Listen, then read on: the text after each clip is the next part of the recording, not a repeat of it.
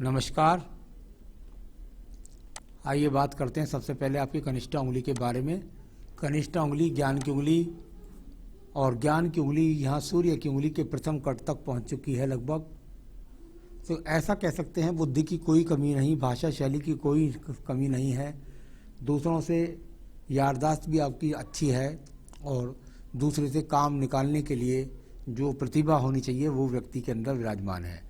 यहाँ पर किसी भी प्रकार के कोई बहुत बड़े अशुभ चिन्ह यहाँ पर वर्तमान में विराजमान नहीं है, यानी आने वाले समय के लिए अच्छे संकेत दिखलाई दिए। अब बात करता हूँ यहाँ पर मैं आपके सीधा सूर्य की उंगली के बारे में। यश मान सम्मान प्राप्त करने के लिए सूर्य की उंगली को जाना जाता है। जब इस प्रकार की उंगली दिखलाई दे और साथ ही साथ इस पर किसी भी प्रकार का माइनस चिन्ह दिखलाई ना दे, तो जिस क्षेत्र में भी आप करते हैं काम, उसके लोग आपको उसी तरीके से जानते पहचानते हैं। अपने माता पिता की सेवा करने वाले भी हैं, परिवार से अपनी तरफ से किसी प्रकार के वैचारिक मतभेद नहीं करते हैं, साथ ही साथ किसी भी प्रकार की बदनामी का कोई योग यहाँ पर दिखलाई नहीं पड़ता। बात करता हूँ शनि की उंगली के बारे में। शनि की उंगली, और यहाँ पर इस पर भले ही बहुत ज़्यादा खड़ी रेखा ना हो, लेकिन इतनी खराब भी नहीं है कि आपके पास धन के आगमन नहीं हो, यानी कुल मिलाकर धन के आगमन निश्चित रूप से आपके पास में बने हुए हैं। थोड़ा सा नीचे की उंगली आर्थिक स्थिति पर कट है, वो इतना बेकार नहीं है कि जिससे मैं ये कह सकूं कि आपको कोई धन का कोई विशेष कर्ज का सामना करना पड़ेगा। ये अपने आप में अच्छे संकेत स्वास्थ्य के भी दिखलाती हुई उंगली है। शनि की ढैया 7.5 भी आएगी तो उसमें भी कोई ज़्यादा परेशानी का सामना नहीं होगा। बात करते हैं बृहस्पति की उंगली के लिए, जो संतान सुख के लिए जानी जाती है, पत्नी सुख सहयोग के लिए जानी जाती है, पूजा पाठ के लिए जानी जाती है, और इसके अंदर सभी पॉजिटिव चिन्ह हैं, यानी कुल मिलाकर पत्नी का सहयोग भी, संतान सुख सहयोग भी आपके पास है। अब बात करता हूं मैं यहाँ पर आपकी सीधा बुध पर्व के बारे में। बुध का पर्व, और यहाँ संतान समानांतर चलती हुई रेखाएं थोड़ा सा एक दूसरे को चढ़ जाती हैं, तो इसमें कह देते हैं भाई कोई ना कोई कहीं ना कहीं से जो स्रोत है आपका, वो तो अगर निरंतर है तो दूसरे स्रोतों से कहीं ना कहीं आपको थोड़ा सा असंतुष्टि नहीं है, यानी असंतुष्ट हैं आप उस जगह से। यहाँ पर मुझे किसी प्रकार से ऐसा नहीं लगता कि बहुत ज़्यादा कोई धन की कमी के योग हैं। मैं बात करता हूँ आपके यहाँ पर सूर्य के पर्व के बारे में। सूर्य के पर्व पर यदि नीचे से कोई ट्रायंगल्स बन जाता है और ये पीछे से रेखा अगर नहीं आती होती है, सीधा सिंपल यहीं पर अगर बनता तो वो ज़्यादा अच्छा कहलाता है। कुल मिलाकर के इसको ऐसा कह सकते हैं कि आपके जीवन के अंदर जो भी आपका कार्य क्षेत्र है उसमें आपकी पहचान है, परंतु जब साइड में एक्स लग जाए तो व्यक्ति के जीवन के अंदर इसको ऐसा कहते हैं राज्य सरकार से लाभ न मिलना। तो कुल मिलाकर आपके अपने कार्य क्षेत्र भर में पहचान है, इस प्रकार को दिखलाता हुआ ये संकेत है। यहाँ पर बात करते हैं आपके यहाँ भाग्य रेखा के बारे में। भाग्य रेखा और हाथ के अंदर बनी हुई है। भाग्य रेखा हाथ में बनना अनिवार्य होता है। यदि ये बनी होती है तो व्यक्ति के जीवन के अंतर्गत भाग्य उसका जरूर साथ देता है। एक बहुत छोटा सा एक्स यहाँ पर प्रतीत है, ये बहुत जल्दी आपका अस्त होने वाला है, और इसके अस्त होते आपके काम, आपका भाग्य और ज़्यादा साथ देने लगेगा, यानी ये लगभग अस्त वाली स्थिति में है। यहाँ बात करता हूँ मैं आपकी बृहस्पति के पर्व के बारे में। बृहस्पति के पर्व से निकल करके शनि को रेखाएं बने, व्यक्ति का स्वयं का मकान अवश्य बनता है, साथ ही साथ अपने जीवन की योजनाओं से लाभ उठाता है। नीचे की तरफ एक एक्स होता है, तो यानी कुल मिलाकर के आपके जीवन के अंदर ऐसा व्यक्ति बहुत कम आयु से भी धन के आगमन को प्राप्त करने लगता है। तो ये इस तरह का अच्छे संपर्क, यहाँ कोई भी विशुद्ध बुरे चिन्ह यहाँ नहीं है जिससे ये जाना जा सके कि कोई बहुत बड़ा कष्ट या एक बहुत बड़ा पति या बच्चों का सहयोग नहीं है, तो कुल मिलाकर सहयोग है। आइए बात करता हूँ हृदय रेखा के बारे में। हृदय रेखा, और हृदय रेखा में से बहुत सारी रेखाएं ऊपर निकल करके जाती हैं, थोड़ा स्क्रैचेज रेखाएं लगातार शुरू से लेकर आखिर तक इस रेखा के पास हैं, यानी कुल मिलाकर मन को अशांति कहते हैं। हृदय रेखा मन का कारक होती है, अशांति का कारक होती है। यदि वो जितना स्पष्ट होगी, जितना क्लियर होती है, तो व्यक्ति का मन उतना ज़्यादा अशांत नहीं रहता। तो छोटी छोटी रेखाएं हैं जो आपको अशांत करती हैं।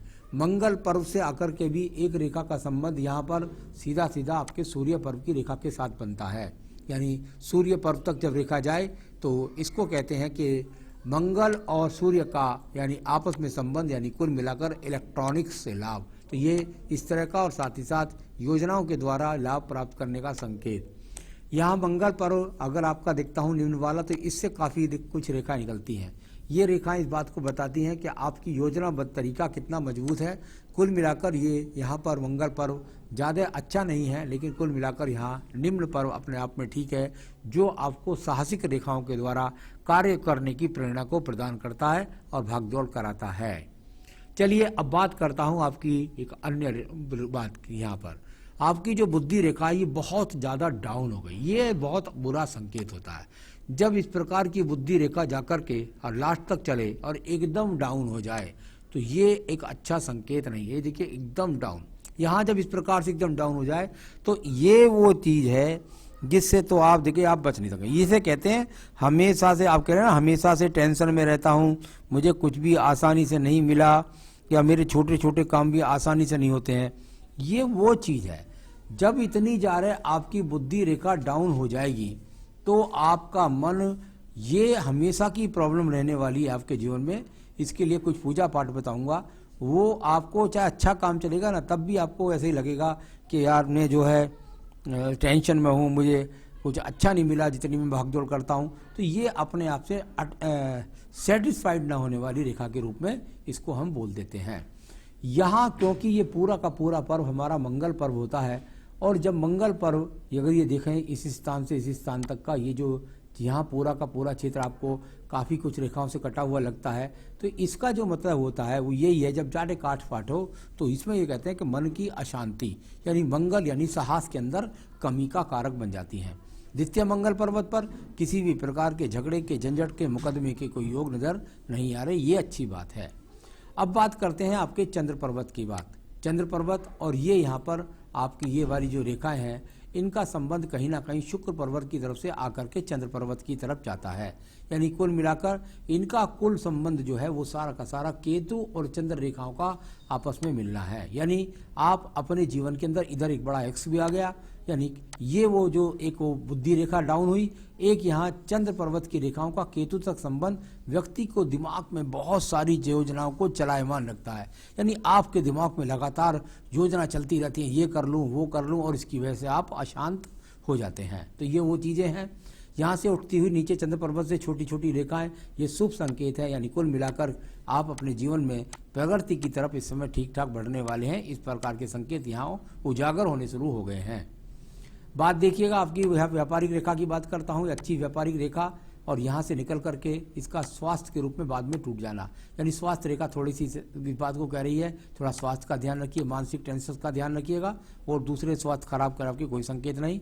और यहाँ पर व्यापारिक रेखा है जो जीवन में उतार चढ़ाव का सामना दिखाने वाली, एक रूपता के व्यक्ति अपने आप को एक रूप में या अपने आप को व्यक्ति एक जगह स्थिर रखवाने में मुश्किल होती है। तो ये उस तरह की व्यापारिक रेखा है।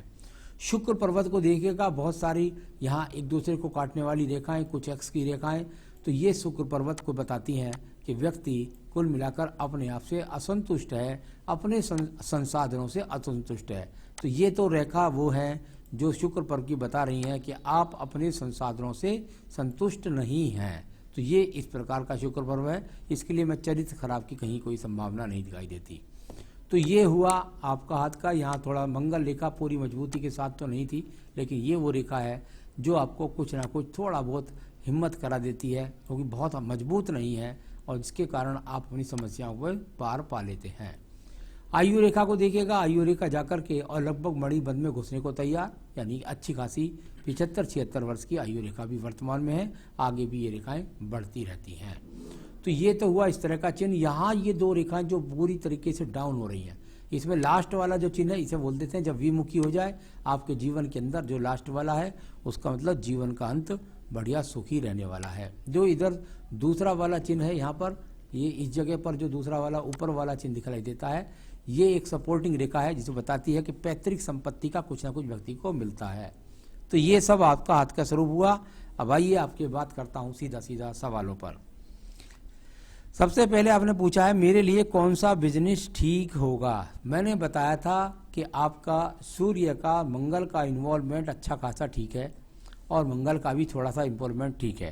यानी कुल मिलाकर आपके लिए बिजनेस जो बनते हैं मेरे हिसाब से वो इलेक्ट्रिक के कार्य बनते हैं, इलेक्ट्रॉनिक्स के कार्य बनते हैं, इसके अलावा दूसरे कार्यों से लाभ के कोई संकेत यहाँ पर दिखलाई नहीं पड़ते। तो इलेक्ट्रॉनिक्स, इलेक्ट्रिकल्स, इस तरह के जो बिजनेस हो उनमें ही केवल आप अपने हाथ की आजमाइश करें। आगे की लाइफ कैसी होगी? तो आगे की लाइफ, क्योंकि इस समय जो आपकी जन्म आपका 68 का है, तो 68 के अनुसार आपकी आयु जो है वो 52 वर्ष की हो चुकी है। और 52 वर्ष की आयु से आगे यदि मैं आपकी भाग्य रेखा को पढ़ता हूँ तो बहुत ही शानदार तरीके से चल रही है। तो चलिए यहाँ भाग्य रेखा को देख लेते हैं, क्योंकि मैंने भाग्य रेखा का वर्णन इसलिए नहीं बोला था कि ये आपकी भाग्य रेखा है, यहाँ आपकी भाग्य रेखा का इन्वॉल्वमेंट है। जरूर इसमें कई रेखाओं का रहा, लेकिन लास्ट रेखा जो यहाँ कट रही है ये वाली 52, ये 52वें वर्ष पे है। यहाँ कोई मोटा इन्वेस्टमेंट आप हो कर सकता है, 55वें वर्ष में करने वाले हैं, इस प्रकार का है। तो अभी आपका जो समय है आगे का 4 साल का बहुत अच्छा है, और आज से ही अच्छा समय शुरू हो जाएगा। कुछ जो बाधाएं हैं उनके लिए कुछ उपाय बता दूंगा, उनको कर लीजिएगा, फिर वो बाकी आगे के जीवन में भी नहीं आने की है। तो ये आपकी आगे की लाइफ अच्छी है।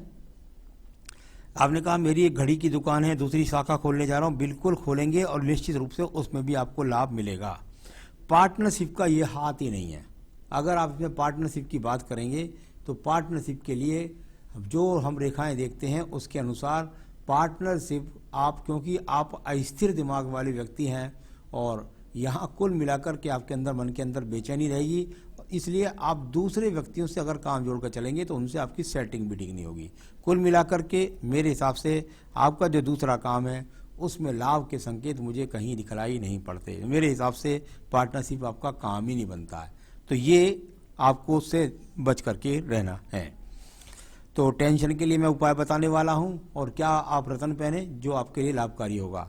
आपको पहनना है एक बेहतरीन सा फायर ओपल इस उंगली के अंदर, जो आपको आपके कार्यों में वृद्धि करेगा, आपके धन के आगमन को सही बनाएगा और आपको सभी प्रारूपों से लाभ दिलाएगा। तो ये तो आपका फायर ओपल है, आप चाहें तो इसको मुझसे मंगा सकते हैं, मैं आपको इसका सैंपल दिखला सकता हूँ व्हाट्सएप पर और आपके पास पहुँचा भी सकता हूँ।